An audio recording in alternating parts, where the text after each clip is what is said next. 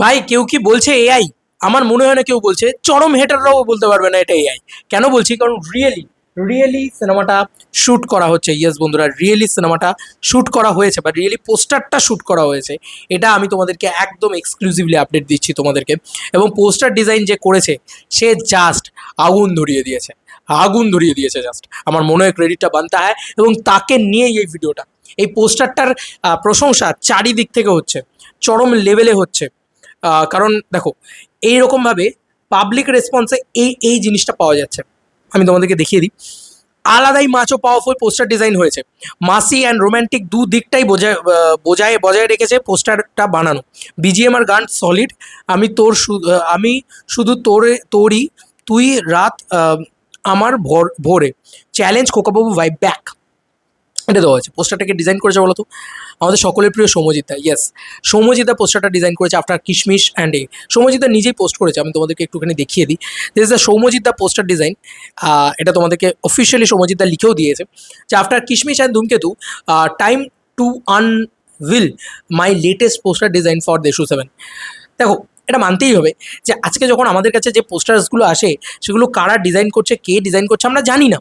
তো আমরা জানোই তাই বলতে থাকি ভাই, এটা হয়েছে, ওটা হয়েছে, সেটা হয়েছে, ঠিক আছে, এ ভালো করেছে, ও ভালো করেছে। ভাই এটা সবার আগে দরকার ছিল যে কে বানিয়েছে সে নিজের থেকে পোস্ট করুক। সৌম্যজিদা পোস্ট করেছে। Thank you, thank you, thank you সৌম্যজিদা। তুমি না জানালে সত্যি এটা জানাতে পারতাম না।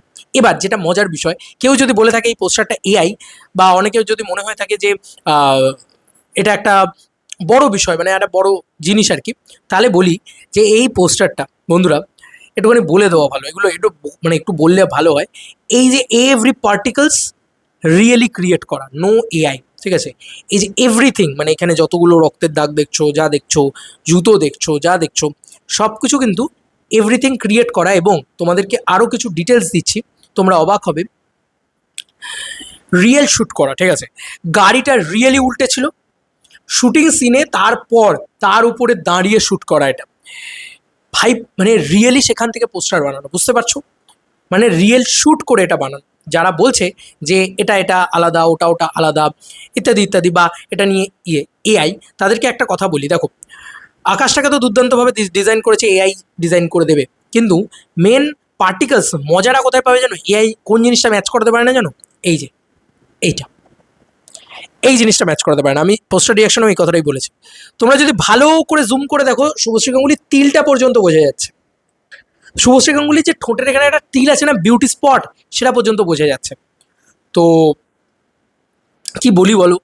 অনেকেই মনে করেন এআই বা এই ওই, তাদেরকে বলি যে এক্স্যাক্ট এভরিথিং পার্টিকলস, প্রত্যেকটা জিনিস তোমরা অ্যাকিউরেসি পাবে। তো এটা এআই নয়। এবং গাড়িটা রিয়েলি উল্টেছে, এটা আমি তোমাদেরকে রিয়েলি বললাম, মানে এটা কিন্তু আমি মন গড়া বানিয়ে বললাম না। তোমরা বুঝতে পারছো নিশ্চয়ই আমি কোথা থেকে বলছি, আমি অফিসিয়ালি বলছি কি বলছি না। তোমরা সিনেমা দেখলে বাদবাকিটা বুঝে যাবে যে এআই কি এআই নয়।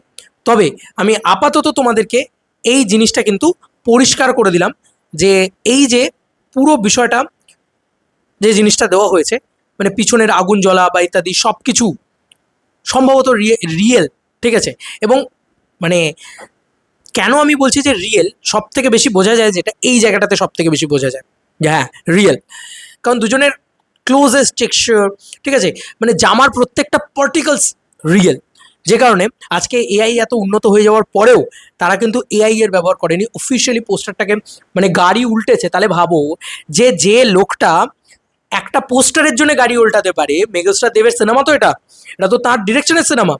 তো একটা মানুষ যদি একটা গাড়ি শুধু পোস্টারের জন্য উল্টাতে পারে, একটা স্করপিও শুধু পোস্টারের জন্য উল্টাতে পারে রিয়েলি, এবং সেই পোস্টারটাকে অত সুন্দর করতে পারে, তাহলে ভাবো যে ওই পোস্টারটা যখন আসবে, মানে সরি ওই সিনেমাটা যখন আসবে, কি কি সিনেমার ভিতরে করেছে। আমি আর কিছু বলবো না, কি কি সিনেমার ভিতরে করেছে সেটা তোমরা শুধু ভাবো, আমি আর কিচ্ছু বলবো না। বুঝতে পারছো? এবং অবভিয়াসলি আমি সমাজিতাকে বলবো, সমাজিতা ফাটিয়ে বানিয়েছো। সমাজিতা এটা সত্যিই তুমি খুব ভালো বানিয়েছো, মানে রিয়েলি না, প্রত্যেকটা পার্টিকেলস বোঝা যাচ্ছে, প্রত্যেকটা টেক্সচার বোঝা যাচ্ছে। ফেসটা খুব মানে হয় না যে একদম একদম কেটে বেরোচ্ছে, যেন মনে হচ্ছে যে ওই ক্যারেক্টারগুলো কেটে বেরোচ্ছে পুরো ব্যাকড্রপটা থেকে। ব্যাকড্রপটা এত সুন্দর ডিজাইন হয়েছে, একটা নয়েজ রাখা হয়েছে, ঠিক আছে, একটা মানে ডাস্ট রাখা হয়েছে, সেগুলো খুব সুন্দর, ঠিক আছে। এবং হোয়াইট, মানে একদম পিওর হোয়াইট না করে একটা অফ হোয়াইটের জায়গা রাখা হয়েছে শুভশ্রীর যে সালোয়ারটাতে। তো সৌম্যজিৎ দারুণ কাজ করেছে, দারুণ কাজ করেছে, এবং তার ক্রেডিট বানতে হয়। যারা বলছে যদি কেউ বলে থাকে, আমার মনে হয় না 99% লোকই বলছে না, কিছু লোক যদি বলে থাকে এআই, তাদেরকে বলবো জুম করো আর এআই দিয়ে নিজে বানিয়ে দেখো, প্রিমিয়াম কিনে দেখো, সব করে দেখো, এই অ্যাকিউরেসিটা পাবে না। এই যে ফেসের যে অ্যাকিউরেসি, না দুজনের ফেসের যে অ্যাকিউরেসিটা, আমি বললাম তিলটা পর্যন্ত অ্যাকিউরেসি রয়েছে সেইটা। এবং তোমাদেরকে যে এক্সক্লুসিভ আপডেটটা জানানোর ছিল যে রিয়েলি পোস্টারের জন্য গাড়ি উল্টেছে, পোস্টারের জন্য ওরা একসাথে দাঁড়িয়েছে এবং ওরকম শ্যুট করেছে। তাহলে ভাবো রিয়েলি যদি পোস্টারের ওপরে দাঁড়িয়ে গাড়ি উল্টেছে, তার উপরে দাঁড়িয়েছে, এরকম জিনিসপত্র পোস্টারের জন্য করতে পারে, তাহলে megastar Dev with lady superstar Subhashree Ganguly কি করতে পারে দেশীয় 7 কোটা সিনেমার জন্য, এইটুকু জেনে রাখো। আর কিছু বলবো না, চলো বন্ধু, নতুন কোনো ভিডিওতে দেখা হবে। বাই।